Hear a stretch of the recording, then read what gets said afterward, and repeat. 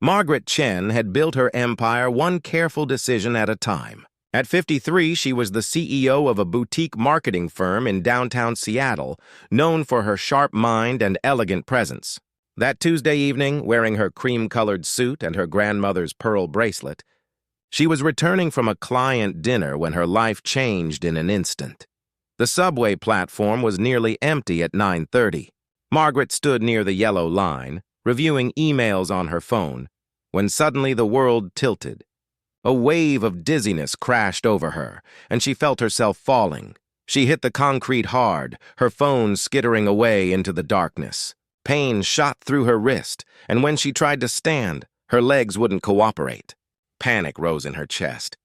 In the dim light of the underground station, with graffiti-covered walls around her and the distant rumble of an approaching train, Margaret felt truly alone for the first time in years. "Please," she called out, her voice cracking. "Please don't leave me here alone." That's when she heard footsteps. Daniel Foster had been a single father for 7 years, ever since his wife passed away from cancer.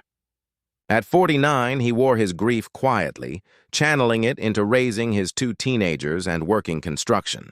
His navy blue hoodie was worn at the elbows, his jeans paint-splattered from the renovation job he'd just left. He was heading home, tired to his bones when he heard her voice. "Please, don't leave me here alone." Daniel didn't hesitate. He rushed over and knelt beside the woman on the platform. She was breathing fast, her face pale, clutching her wrist. Hey, it's okay," he said gently, his voice steady and calm. "I'm here." "You're not alone." Margaret looked up at him, and something in his kind eyes made the panic subside just a little. "I fell," she managed. "I can't." "My legs won't work right." "All right, let's not worry about that just yet," Daniel said. He carefully removed his hoodie and folded it behind her back so she could lean against something soft. "Did you hit your head?" "No, just my wrist and my pride," Margaret said, attempting a weak smile. "Pride heals," Daniel replied with a gentle warmth. "Sometimes faster than wrists do. I'm Daniel, by the way." "Margaret," Daniel called 911 while staying by her side, talking to her in that same steady, reassuring voice.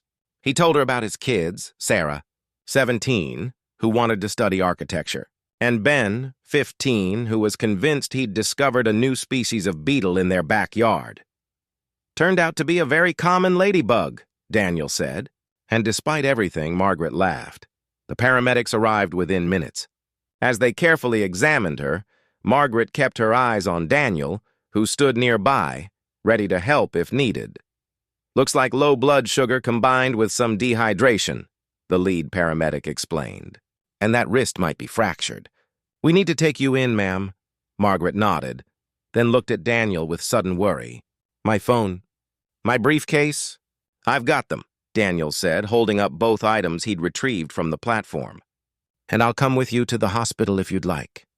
Make sure you get settled." "You don't have to do that," Margaret said softly, though her eyes pleaded otherwise. "I know," Daniel replied, "but my mama raised me right. Besides, my kids are at their aunt's tonight. I've got nowhere else to be." At the hospital, Daniel sat in the waiting room long after he'd handed Margaret's belongings to the nurse.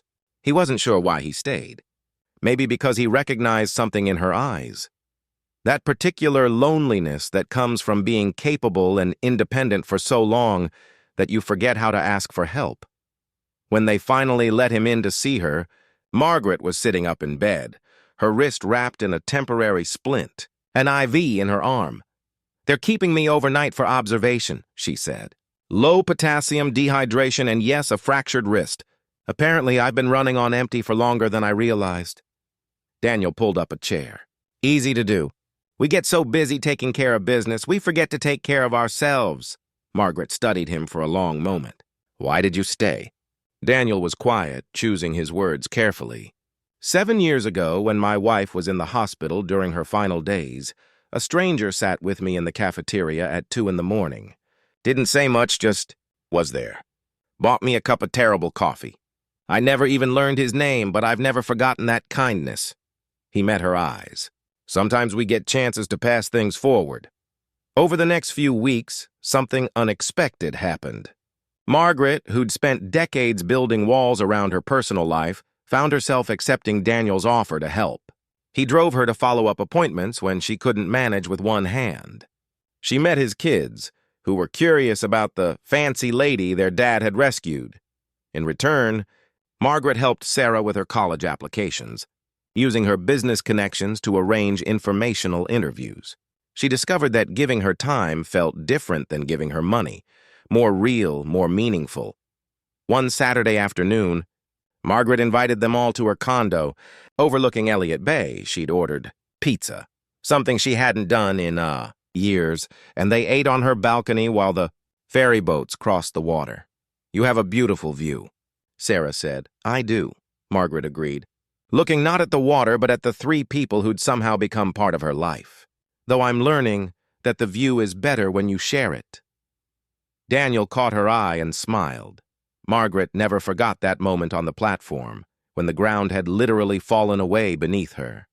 But she also never forgot the gentle strength in Daniel's voice when he said, "You're not alone." These days, she still runs her company with the same sharp intelligence, but she leaves the office by 6. She has dinner with friends. She takes Saturdays off to volunteer at the community center where Daniel coaches youth soccer.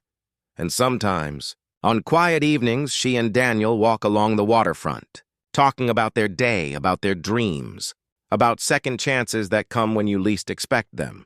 Because Margaret learned something important that night in the tunnel, that true strength isn't about never falling down. It's about letting someone help you back up. And sometimes the kindest thing we can do is simply stay.